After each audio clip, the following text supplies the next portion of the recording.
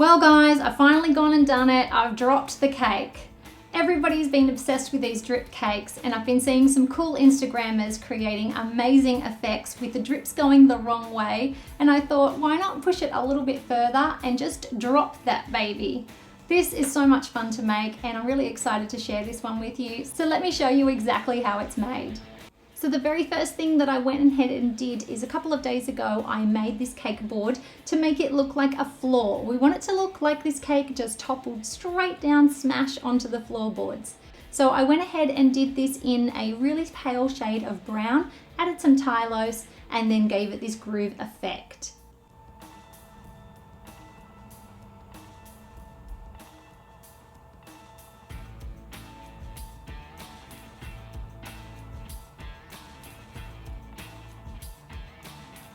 I've marked where the center of the board is, and then I'm using a small cookie cutter to just cut out some excess fondant. I then came back and painted in some ivory and some brown, getting into all of those grooves, and then doing a full coat over the entire thing. I let that set overnight and then came back with a mix of black and brown and did the exact same thing all over again. Now it's rested for a full 24 hours, so we can go ahead and start making the rest of our cake. Now I've gone ahead and baked 6 cakes here. I have 2 6-inch rounds, 2 8s and 2 10s, and I've added all the details for you below on the recipes and the amounts to get that. I've also made up a huge batch. I have a whole pile of frosting here. It's our sweet buttercream recipe, and I've tinted it in Turquoise Americolor food color. I have a large dowel that I'm going to be using on the cake because we want to make sure that this is really structurally sound. So I've drilled a hole into the top of it already. I have a screw. I also have 3 cake plates, 6, 8 and 10 inch again, with holes cut in it through with a drill. To make things a little bit easier, I also have 5, 7 and 9 inch round cake plates. And I have a huge 14-inch round cake board that I'm going to be using to place on top of our cake to create that smashed effect. We're also going to use a small round cookie cutter, a knife to cut out some of our excess cake, a spatula and a scraper. Now I make sure that my cakes chill for around 6 hours or overnight so that they're nice and firm, and it makes it so much easier to carve them. I'm using a cake leveler, but you can also check out our other tutorials for how you can layer this by hand.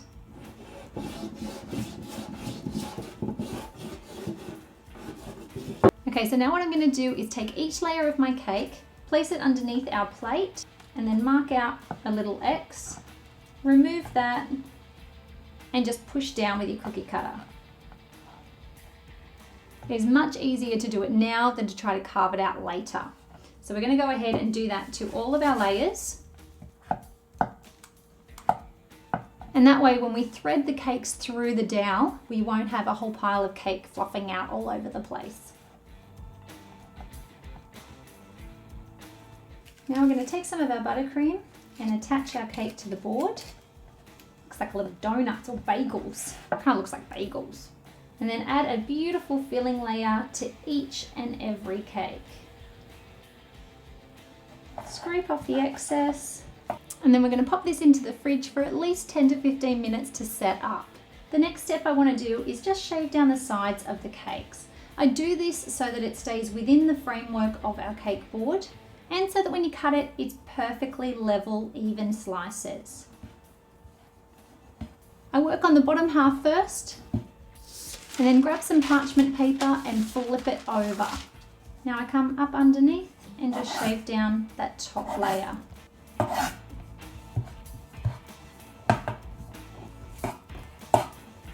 And then you guessed it, it's another trip to the fridge. Now the first step to this is applying a crumb coat to the entire cake. You're just trying to get enough on there to seal in those cake crumbs.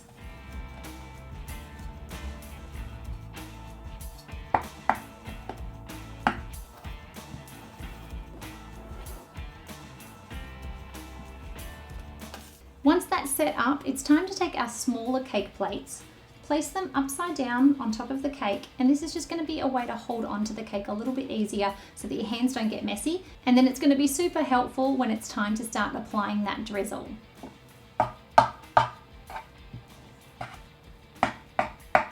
grab our scraper and just scrape it back until it's nice and smooth.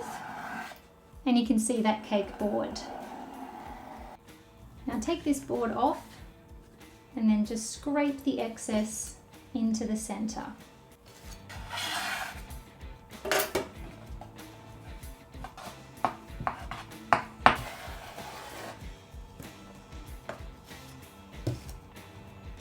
While those cakes are chilling in the fridge, it's time to get started on the ganache. So I have some cream, white chocolate, I also have a whisk and a spatula, some pink food color to make it super cute, and a toothpick and gloves.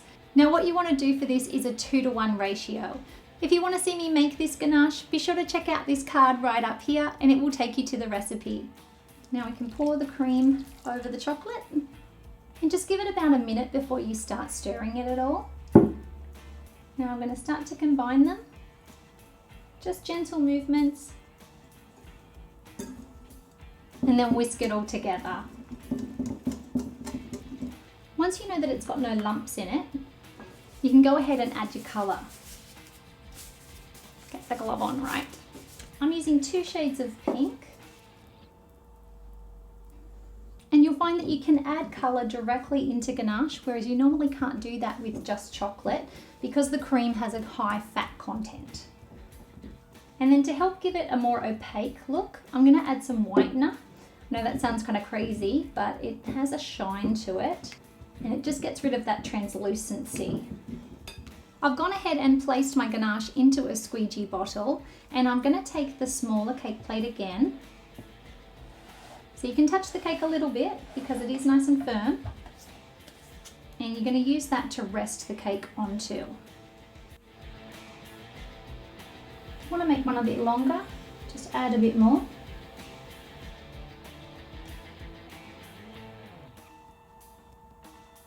And then you just want to come along and just do a little bit at the very edge, just to join them together.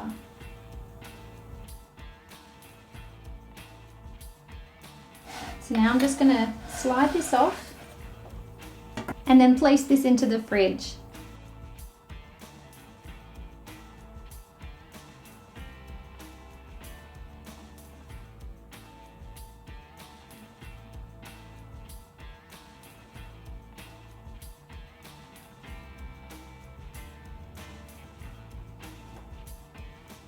Now our cakes are about 3.5 inches high.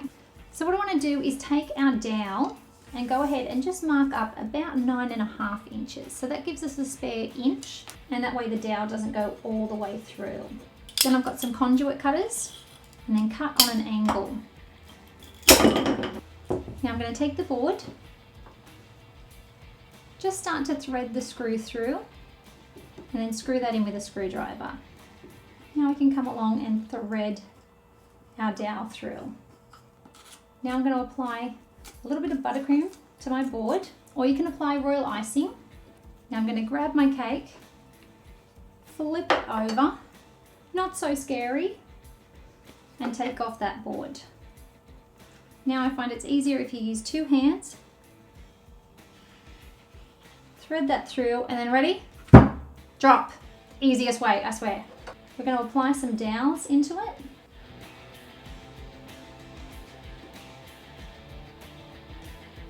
Again with the conduit cutters, line up just below your marking. And then use that to measure your others. Pop all 4 of our dowels in. Apply a little bit of buttercream and then apply our second one.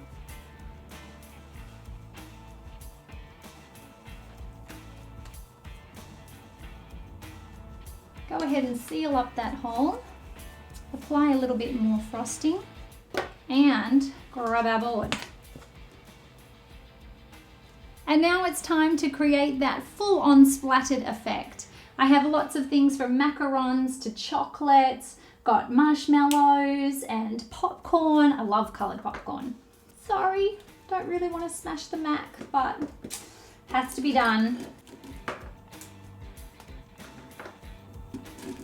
Pop some onto the cake.